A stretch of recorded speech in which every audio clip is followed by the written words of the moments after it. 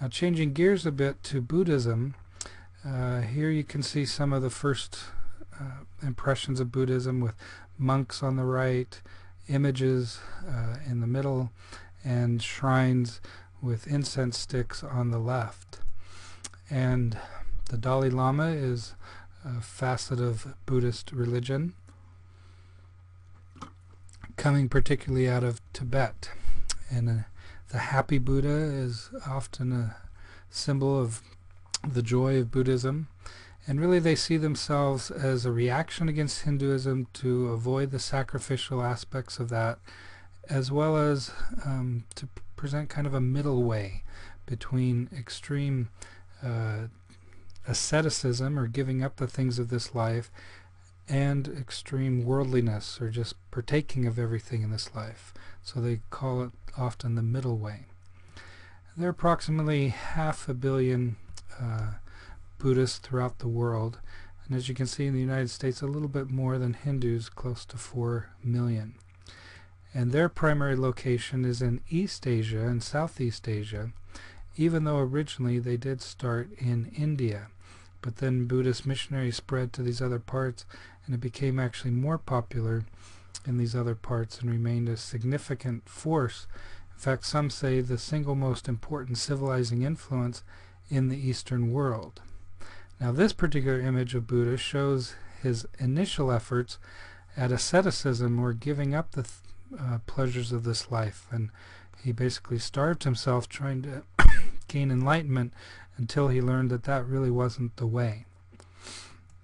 And this Buddha that we talk about was a historical figure named Siddhartha Gautama.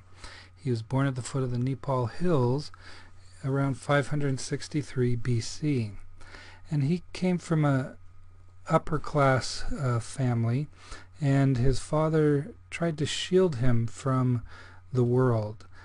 But according to the story, he went out one day and he saw 4 sights that gave him important insights.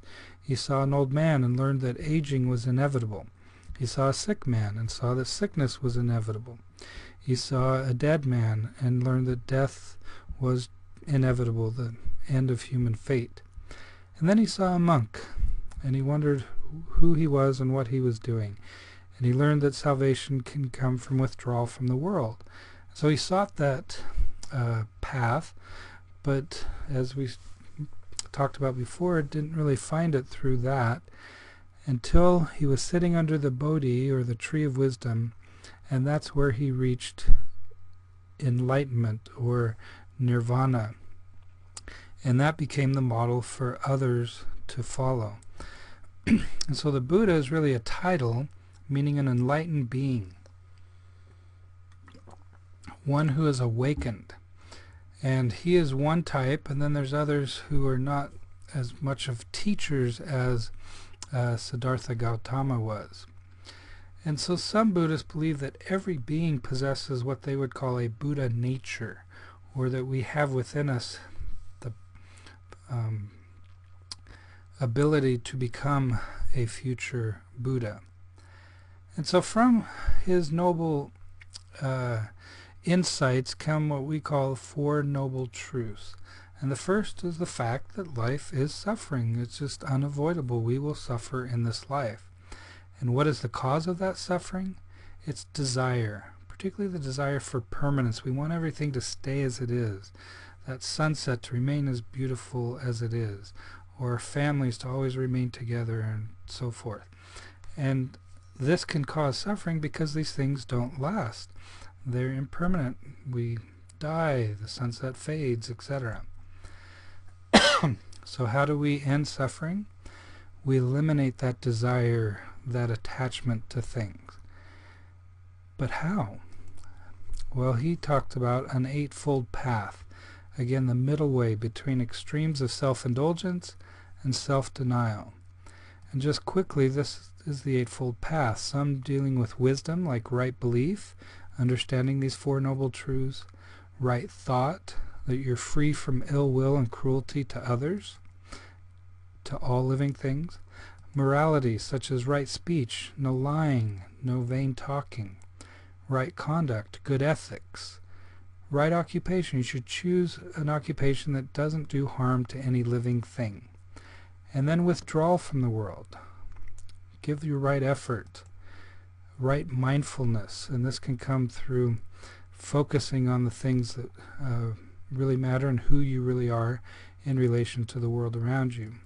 And finally, right meditation on a single object, that you're part of a whole.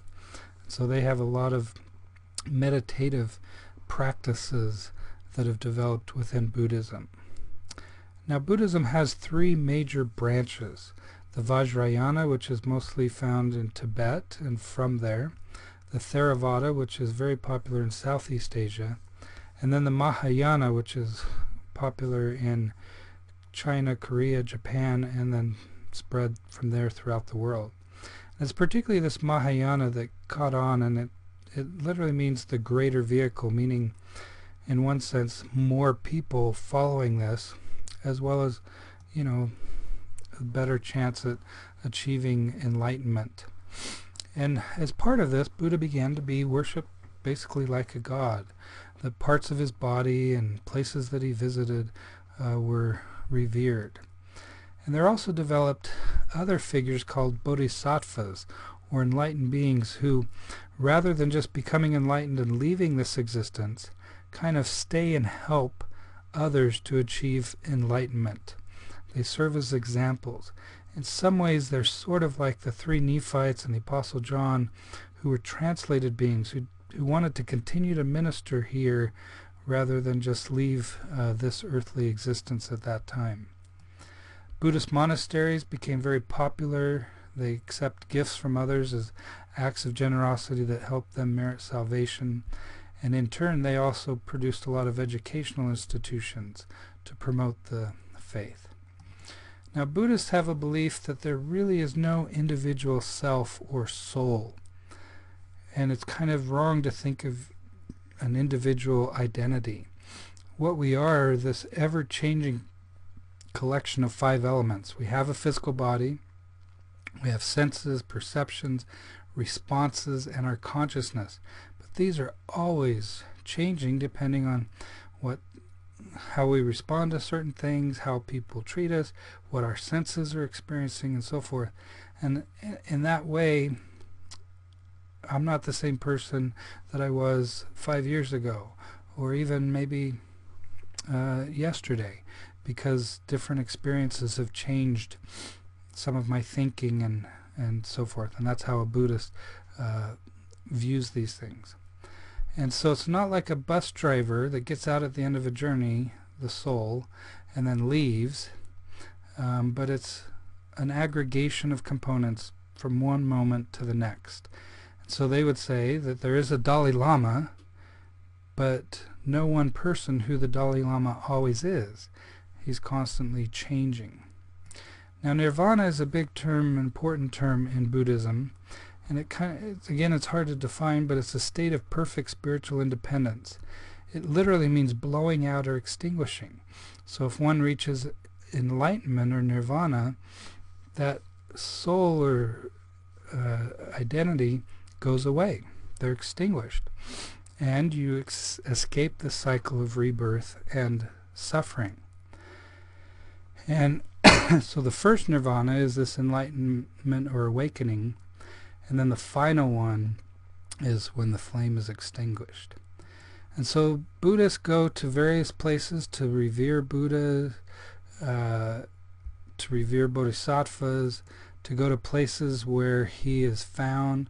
This is a stupa that marks a significant place. In this case, a finger bone was found in these chests, and many people come and bring offerings to it and revere it. So some similarities. We both advocate meditation, moderation. We want to be free from ill will, no lying, violence, and so forth. We have a lay clergy, importance of family, compassionate service. And this meditation is really important. And David O. McKay talked about that it's really the language of the soul. It's a form of prayer. It's how we pass into the presence of the Lord. And so although we don't do some of the same practices as others, as Elder Holland talks about here. We should have quiet, uninterrupted, thoughtful consideration of God's will and goodness to us. And so this is something we can learn from the Buddhists and try to implement in our own lives, is to find time for solitude, to pray, and to be alone with God.